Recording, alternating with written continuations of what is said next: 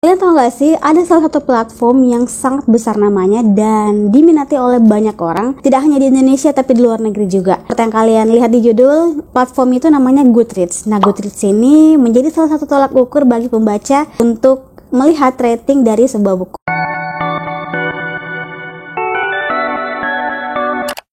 Halo people, welcome back to my channel. Halo semuanya, apa kabar? Aku harap kalian dalam keadaan happy and healthy. Jadi video kali ini tuh aku akan membahas sedikit tentang Goodreads.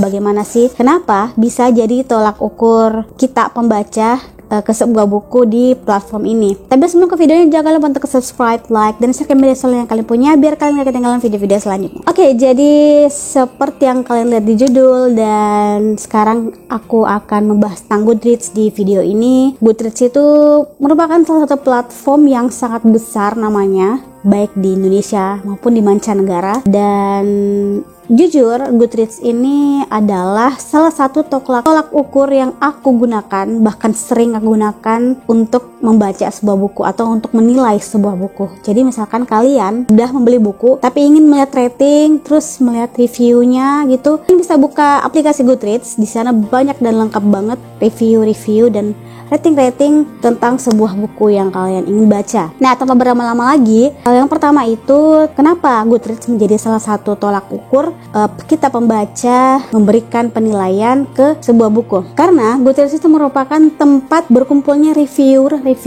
internasional. Jadi seperti yang aku bilang di awal, gak hanya di Indonesia tapi reviewer di luar negeri juga itu banyak banget yang sudah review di Goodreads, alias mereka sudah menggunakan Goodreads ini gitu. Dan enaknya di Goodreads ini kita bisa menilai, kita bisa kasih rating, kita bisa review di situ langsung tanpa ada konsep apapun, langsung review kayak bagaimana pendapat kita tentang buku itu. Jadi menurut aku, kenapa Goodreads menjadi salah satu tolak ukur bagi pembaca untuk menilai sebuah buku itu adalah karena Goodreads merupakan tempat reviewer berkumpul gitu. Yang kedua, Goodreads bisa scan barcode sebuah buku. Nah, kalian jangan heran, di setiap buku itu pasti ada barcode di belakang, dan itu bisa kalian gunakan untuk scan barcode dan langsung terhubung ke Goodreads. Atau bisa juga di covernya kalian tinggal scan gitu dan muncul buku yang kalian mau. Terus yang ketiga, alasannya adalah karena Goodreads itu buku-bukunya tuh lengkap. Meskipun mungkin salah satu sistem Goodreads itu kita yang upload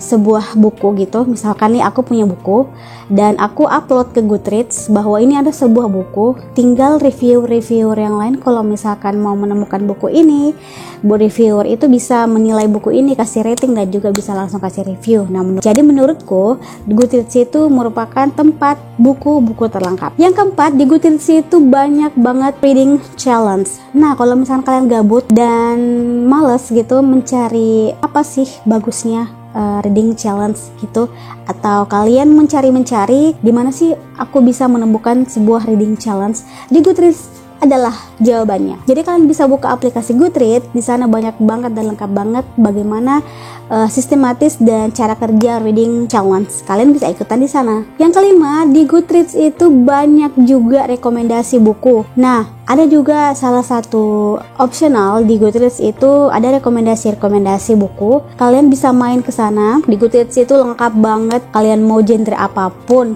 rekomendasi bukunya udah lengkap deh, dan kalian tinggal pilih aja mau baca yang mana. Yang keenam, seperti yang aku bilang awal, kalian bisa memberikan rating di Goodreads. Enaknya, misalkan aku nih sudah beli buku dan aku tuh mau tahu rating buku ini tuh berapa. Goodreads ini adalah salah satu platform atau tolak ukur yang wajib kalian lihat gitu. Jadi kalau kalian ingin tahu berapa penilaian atau rating buku ini, jadi kalau kalian mau tahu berapa rating sebuah buku, kalian bisa jalan ke Goodreads karena di sana tempatnya orang-orang memberikan rating kayak gitu. Terus yang ketujuh, di Goodreads kita bisa melihat buku yang akan dibaca atau TBR, dan juga bisa melihat riwayat buku yang sudah kita baca dan direview. Jadi kalau misalkan kalian di Goodreads, kalian nih mau lihat riwayat bacaan kalian ini yang mana-mana aja, Goodreads itu sudah ada di sana gitu. Jadi kalau kalian mau lihat riwayat buku yang sudah kalian baca, terus buku yang sudah kalian review, sudah kalian berikan rating, dan buku-buku yang akan masuk ke list TBR kalian bisa masukkan di Goodreads karena itu memudahkan banget gitu. Dan yang kelima, ada update reading progress. Nah, ini sangat membantu banget karena karena aku personally ingin melihat bagaimana progres membaca aku. Misalkan dalam satu hari itu aku membaca dari halaman 1 sampai halaman 50 misalnya. Aku update di Goodreads bahwa aku sudah menyelesaikan dari halaman 1 sampai 50 dan mungkin di sana kayaknya bisa kita review sedikit lah gitu. Dan misalnya besoknya lagi atau minggu depan lanjut sampai halaman 100 sampai seterusnya. Jadi update reading progress ini betul-betul warna pembaca sampai di mana kita membaca dan bagaimana kecepatan kita dalam membaca seperti itu. Jadi benar-benar memudahkan banget deh pokoknya. Itu dia sih menurut aku beberapa alasan kenapa Goodreads menjadi tolak ukur penilaian bagi pembaca gitu. Jadi saran aku kalau misalkan kalian masih bingung nih bagaimana rating dari buku ini, kalian bisa jalan ke Goodreads. Kalau ratingnya sudah 3 ke atas atau 3,5 ke atas, oke lah, dia average atau rata-rata gitu ya. Sudah banyak yang suka dan bukunya juga bagus, ceritanya bagus. Intinya Goodreads memudahkan pembaca untuk menentukan rating sebuah buku. Oke, mungkin itu aja video dari aku. Semoga bermanfaat dan semoga kalian suka. Kalau kalian misalkan ada pertanyaan, kalian bisa komen di bawah. Thanks for watching. Have a nice day. See you next video. Bye bye.